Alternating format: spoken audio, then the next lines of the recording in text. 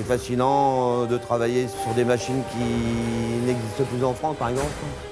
Ce que je dirais aux jeunes pour venir ici, faut avoir la passion et aimer. C'est la seule chose.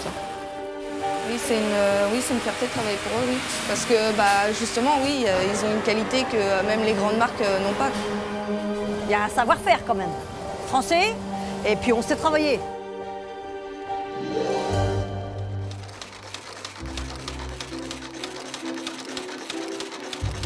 Bernard Solfin, ça a toujours été un spécialiste de la laine. Il a été le premier en France à créer de la laine irrétrécissable qui était utilisée pour le sous-vêtement. Et de fil en aiguille, au fil des années, il a développé toute une gamme de pulls de qualité fabriqués en France.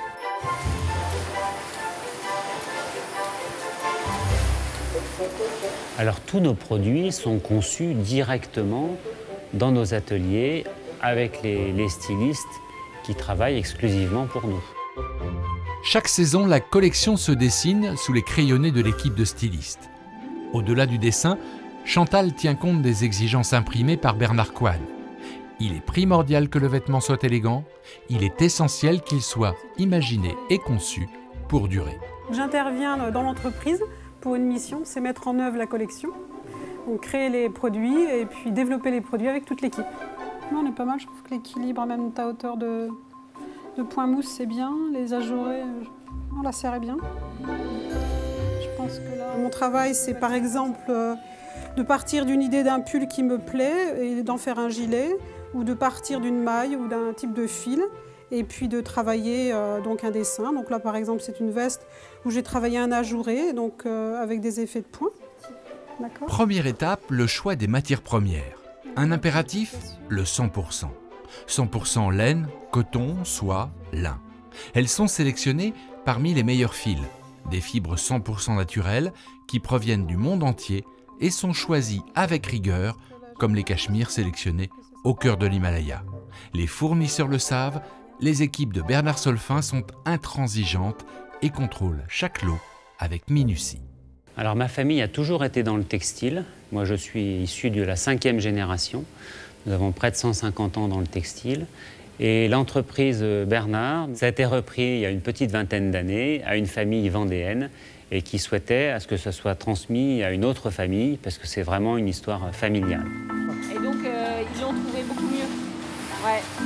C'est mon père qui m'a fait embaucher ici. Je ne croyais pas y rester si longtemps. Je contrôle les barcodes. Il ne faut pas qu'il y ait aucune maille. Pas de défaut sur les lisières. Les bord-côtes, première étape de fabrication. Une phase sensible puisque ce sont les extrémités du pull, les endroits les plus sensibles qui au quotidien souffrent le plus à l'usage. Au-delà de veiller à la bonne progression de la fabrication, la mission d'Hubert est déterminante et il se doit de contrôler et pousser chaque pièce dans ses plus grands retranchements. L'entreprise Bernard Philips à Caen était notre principal façonnier puisqu'on ne pouvait pas produire tous nos pulls en Vendée. Et je l'ai racheté moi-même il y a 3 ans pour éviter qu'elle disparaisse et perdre un savoir-faire. Alors mon métier est bonnetier. Le bonnetier fabrique des pulls verts. Il peut fabriquer des bonnets, mais on ne fait pas de bonnets ici. Le tricotage. Dominique est un spécialiste depuis 40 ans, mais il ne travaille pas seul. À ses côtés, une collaboratrice précieuse, la Bentley Cotton. Chaque machine est unique presque. Un mécanisme d'orfèvre qu'il ne suffit pas de contempler. Toute l'armature est en fonte, les cames sont en acier trempé. Non, c'est comme les métiers à tisser, si c'est bien entretenu, ça peut durer des dizaines d'années et des dizaines d'années.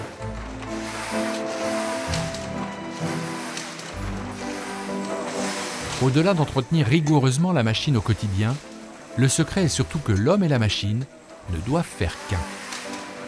Ces machines Cotton, qui sont des machines anciennes puisqu'elles ont plus de 50 ans, mais on les a adaptées, on les a modernisées et on les a informatisées de façon notamment à ce que la formation pour un ouvrier soit plus simple. J'ai été formé par un monsieur qui est parti à la retraite, qui m'a formé sur la programmation. Dominique m'a formé sur la machine, sur les métiers. Par rapport à la carte. Et ça va faire 5 ans que je suis ici et ça me plaît.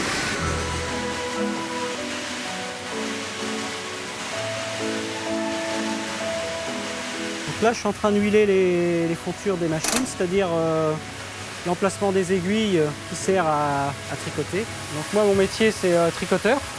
Être tricoteur chez Solfin, c'est aussi maîtriser les technologies dernier cri. Jérôme et sa petite équipe de la verrerie contrôlent, programment et adaptent au savoir-faire maison ces Rolls-Royce du tricotage. Les métiers à tisser, Stoll. Je suis chargé de tout ce qui est la programmation des machines, de la surveillance des machines du secteur Stoll, donc les rectilignes avec des effets de maille. Je travaille donc en collaboration avec la styliste qui me présente des petits schémas, des petits dessins, des exemples de mailles et qui me demande de les reproduire. La programmation de René Marc terminée, c'est au tour de Roselyne et Viviane de prendre le relais. Bonne pierre, eh bien, ça consiste à conduire un métier de tricotage. Leur mission ? Contrôler, encore et toujours, vérifier au cœur de chaque maille que la restitution du modèle imaginé au départ est conforme. Donc moi, je travaille dans les garnitures. Moi, je construis tout ce qui est fantaisie. Colle, bande, poche et patte de colle.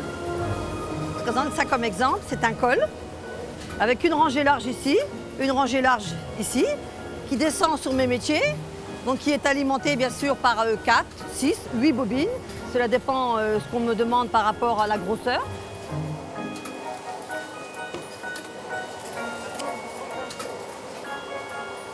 Alors le Made in France, on y est très attaché depuis toujours. Et le fait que nous soyons vraiment haut de gamme et justement sans avoir ce cumul d'intermédiaires, on peut produire en France en gagnant de l'argent, en étant rentable. Contrôler est dans l'ADN de l'entreprise, et ce, sur toute la chaîne de fabrication, à chaque étape, à chaque instant, dans ses ateliers. Ici, Françoise, championne de la découpe. Elle a créé tout au long de ses 40 ans de service plus de 300 patrons de découpe, un savoir-faire rare lui permettant de répondre à tous les designs imaginés. Je plie mon panneau à l'unité, au droit fil, et je l'insère sur une plaque de mousse. Voilà. Et quand j'ôte mes mains, hop, c'est parti. Quand le travail est prêt, je peux couper 100 articles à l'heure. Là, je sépare les cols pour le remaillage. C'est de la pure laine et un fil nylon entre deux. Le fil nylon qui fond avec la vapeur. Presseuse. Presser, c'est-à-dire les panneaux, les remettre en taille pour que ça passe à la coupe. Et les cols.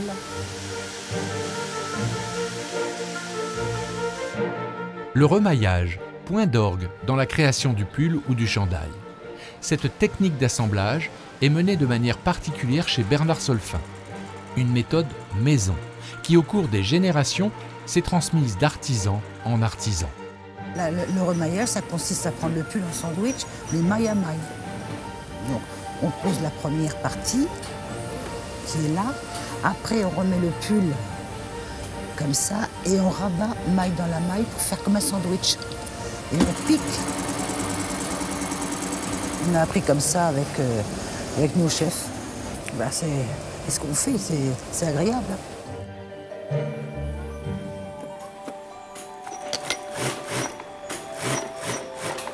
Moi, c'est piqûre, oui. Ça, c'est des pulls qui viennent du remaillage. Je fais mes poches. Moi, après, ça part au point d'arrêt.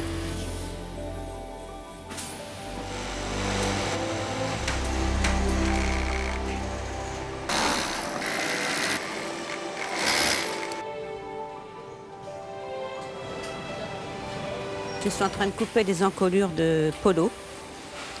Donc je mets un gabarit. Puis je trace à la craie. Et après, je découpe au ciseau. Ajout des cols, boutons, boutonnières et autres étiquettes de la marque, Micheline est partout. Vétéran de la société, elle réalise tous les éléments de finition à la main, contrôlés en permanence dans les moindres détails. Alors les retouches, il y a un peu de tout, des diminutions de manches, des bas de pantalon, enfin un peu de tout. Nos enjeux dans les années à venir, c'est vraiment de transmettre cette passion à des jeunes, parce qu'on a un personnel qui a un certain âge, et on commence à recruter des jeunes. Là, on a des jeunes de 18-20 ans qui sont rentrés. Il faut en trouver plus. Il faut en motiver plus pour transmettre ce savoir-faire. Après ma troisième, j'ai décidé de faire de la mode, donc aller en baccalauréat pendant 3 ans. Et donc on avait 3 stages, un par année. Et je suis venue ici 2 fois, en première et en terminale. Et ça m'a bien plu, du coup je suis venue par la suite ici. C'est vraiment travailler avec la matière qui m'intéresse, c'est pas être sur du papier, ou c'est vraiment être en confection. Nous sommes vraiment un des rares spécialistes de la vente par correspondance qui fabrique en France ces produits pour les vendre directement aux consommateurs.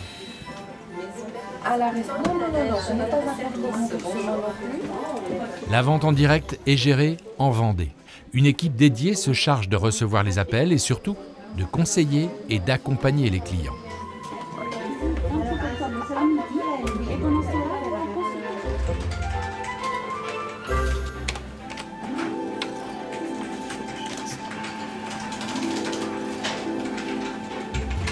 Plus de 120 000 commandes chaque année, un volume considérable et une attention particulière.